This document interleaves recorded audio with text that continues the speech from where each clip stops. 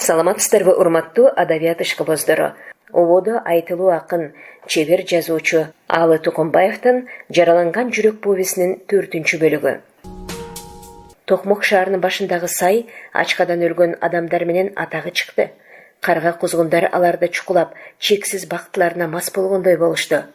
Сүйкүмсүз ырсайган адамдардын баштарына кодоюп конуп отурган сагызган каргалар өздөрүнүн тилдери менен көңүлдүү үндөрүн чыгарышат.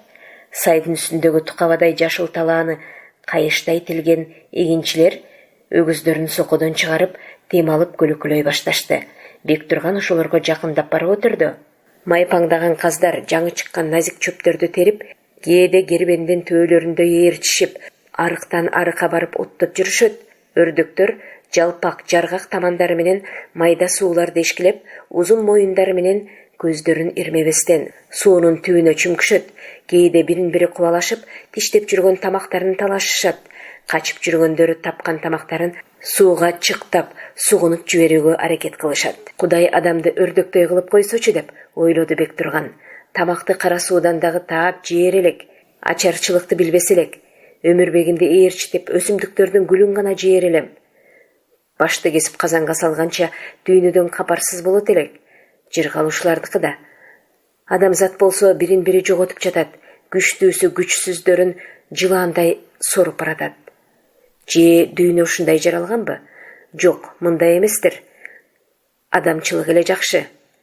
Бирок таалайсыздыктан көрө өлүм артыгыраак. Ушинтип кап-кайдагыларды көзүнөн чубатты дагы таягын алып жүрүп кетти. Көп өлүктөрдүн сүрү Бектурганга эч кандай таасир кылган жок.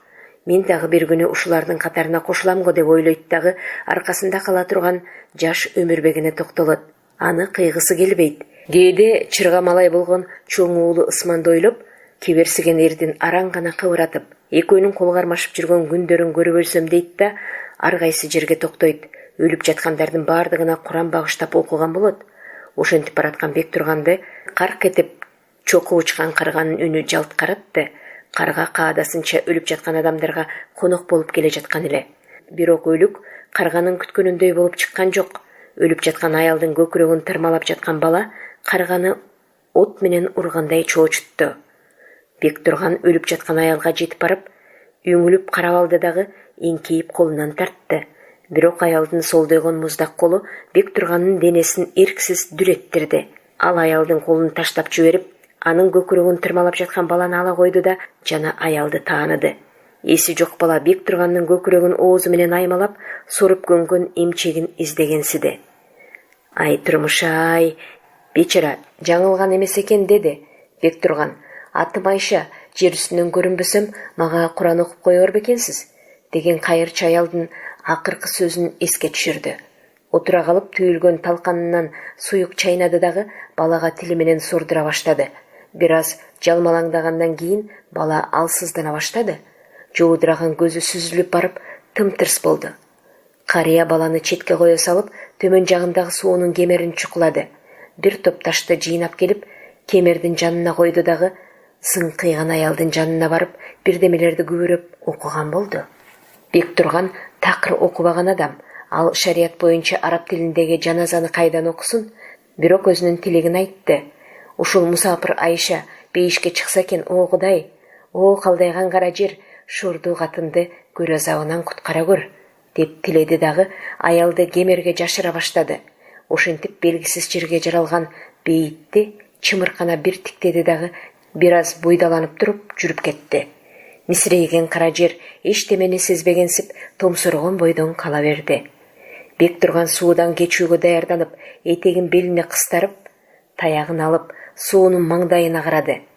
Бир аздан кийин томпойгон койнун сол колу менен басып алып, сууга карай илкип басты. Жаздын баскан сайдын ташы бутунун бармагынан суюк канын шорголотту. Коошпогон кашаңдык менен бармагын эңкейип карады да, шилидей шыйрагын көңүлсүз шилтеп, суунун бир тароосунан кечип чыкты. Эй, токто деген катуу кыйкырыкты угуп, Бектурган токтой калды. Жайдак туру бээ менен чаап келе жаткан тегирменчи метрейдин уулун көрүп чоочуп кетти. Ал келип жеткенче Бектургандын башынан толгон окуялар чуап өтө баштады. Көпкөнбайдын уулу талай качкындарды уруп өлтүрдү эле. Эми кезек мага келген го. Жок, кол салса, мен аны жаздана жатайын деди. Метрейдин уулу сайдын ташына жыгылаарында ойлогон жок. Камчысына камчы уруп, бээсинин туягын ташка койгулатып жетип келди дагы Бектурганды омуролотуп өттү. Ойбай, эмне? Мен байкушка тийбе? Сен Метрей байдын уулу эмессиңби? Деп Бектурган аны таанымыш болуп далбастай баштады. Эмне сага, карапчы? Сен карапчы деп кыйкырган бойдон ойкуштаган тору бээнин оозун жыйып алды дагы узун шапалак менен Бектурганын шыйрагына оролту чапты. Шапалакты кайта тартканда Бектурган туш алган эмедей мүдүрүлдү. Анын сөөгү сыздап, көзүнөн от чагылды. Бирок анын акыркы кайраты көзүнө чогула түштү. Өлдүм, колумдан келсе өлтүрөйүн деген кыял анын башына келе калды. Жерден көкүрөгүн көтөрө албай жатып, эзелки досу болгон ыргый таягын кычкычтай кыса кармады дагы тиштенген бойдон тура калды. Дөгүрсөгөн жигит тору бээни ойдолотуп, тиленчине дагы качырды. Бирок такшалган карт бүркүт темирдей таягы менен оозунуп шилтеди. Метрейдин уулу энеке деп бакырган үнү менен кошо ыргыды.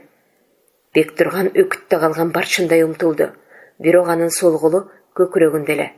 Ал колун томпойгон көкүрөгүнөн бошоткон жок. Анысы кол байлоо болду. Бектурган кечигип жаткан таягын көтөрө бергенде, Метрейдин уулу корккон үкүдөй оозун ачып, колун башына булгалап, жамбашы менен кетенчиктеп качып бараткан эле. Чыр этип ышкырган, катуу ышкырык Бектургандын таягын кармай калгандай болду. Ал жалт карады дагы жаңы токтоп жаткан Дарушка арабаны көрдү. 30-тарга келген сулуу орус жигити арабадан түшүп жатканда аттын узун чылбырын кармаган аялынын көзү Бектургандын көзүнө чагылыша калды. Бектурган унчуккан жок, бирок өлдүм, колумдан келсе экөөнү тең өлтүрөйүн деген ой аны ого бетер шаштырды. Арабадан түшкөн жигит араң туруп жаткан Метрейдин уулу менен сүйлөшө кетти дагы чалга карап башын чайкады. Ойбай, менин эмне күнөөм бар? Мен байкушты эмне үчүн урат, деди Бектурган. Сен кары киши, эмне үчүн мунун казын уурдайсың? Сураса керек. Жок бай, мен уурдаганым жок, мен кайырчымын деп жигитке жалбара карады. Метрейдин уулу орусча дагы бирдеме деп сүйлөдү дагы Бектургандын бет маңдайына келип, сөөмөйү менен анын төмпөйгөн койнун көрсөтүп тура калды. Арабадан түшкөн жигит: "Эй кары", деди колу менен анын койнун түртүп. "Сен мунун казын койнуңа катып алган турбайсыңбы? Сен уурдаба, сура." Бектурган унчуккан жок, таягын таштап жиберди да жаман чапанынын жакасын ачып, койнундагыны көрсөттү. Ширеңкенин талындай болгон баланын арык салаалары кыбырады, жана сөөктөй кубарган баланын башы көрүндү. "Мына каз. Мен муну уурдап алганым жок. Өлгөн энесинин үстүнөн алдым. Кааласаң ал", деди Бектурган. Жигит чоочуп кетти. Арабадагы аял катуу сүйлөдү да арабадан ыргып түшүп Бектурганга карай чуркады. Бектурган түшүнгөн жок, бирок анын жамандык кылбасына көзү жетти. Баланы колуна алып отура калды. Метрейдин уулу унчук алган жок. Тору бээге ыргып минди дагы кайта чапты. Аял Бектургандын колундагы баланы унчукпай ала койду дагы кайта чуркап арабадагы таарды баланын алдына жая салып, ары бери оонатып тыңшады. Анын оозун карады. Бектурган эчтемеге түшүнгөн жок, ал өмүрүндө догдурду көргөн эмес. Илмеңдей басып аялдын жанына барды. Араңжан баланын кыңылдаган үнү сызылды. Аял баланы орой салып, кыргызча таптак сүйлөдү. "Сен жакшы адамсыз. Бала өлбөйт. Бул сенин балаң болот", деп баланы орогон таары менен кошо Бектурганга берип, чоң бөлкө нанды дагы кучактатты. Жигит унчуккан жок, бирок Бектурганды тиктеп турду дагы ат сүрөттүү кагаз акчаларды тутамдаган бойдон анын колуна берди. Бектурган аны тиктегенде жылмайган бойдон арабага түшүп жөнөп кетишти. Бектурган ишенбеген эмедей алардын изинен бир аз тиктеди да: "Орустун да орусу бар деген ырас? Ырас? О Кудай, бул канча миллион сом берди? Булар Кыдыр Олуя болсо керек. Булар Кыдырдын өзү. Биз өлбөйбүз", деди. Чеңгелиндеги кагаз акчаны койнуна сала койду да бөлкө нанды кучактаган бойдон Араңжан баласын өпкүлөп жиберди. "Сен бактынын өзү болбо, балам". Бектурган үнүн чыгарганда кубанычтын жашы анын күмүш аралаган сакалын жууп жиберди. Сиздер Айтылуу акын, чебер жазуучу Алы Тукумбаевдин «Жараланган жүрөк» повесинин 4-чү бөлүгүн уктуңуздар. Окуган Кипариса Сурахманова, чыгарманын уландысы кийинки чыгарылыштарда.